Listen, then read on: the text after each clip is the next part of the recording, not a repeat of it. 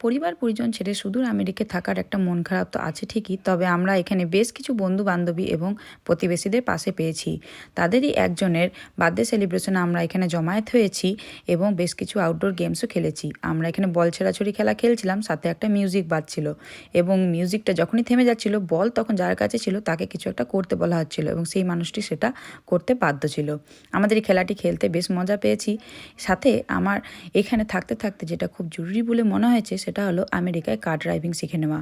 কার driving শিখে নেওয়াটা এখানে আমার খুবই জরুরি বলে মনে হয়েছে এবং এর জন্য লার্নার পাস করতে হয় এবং তার সাথে রোড টেস্ট দিতে হয়। লার্নার মানে একজন 2 ইয়ার ড্রাইভিং লাইসেন্স হোল্ডারকে পাশে বসিয়ে আপনি গাড়ি শিখতে পারবেন চালানো এবং সেটা শিখে নিলে আপনাকে রোড টেস্ট দিতে হবে। রোড টেস্ট পাস করে গেলে তবেই আপনি আর কি ড্রাইভিং লাইসেন্স পাবেন।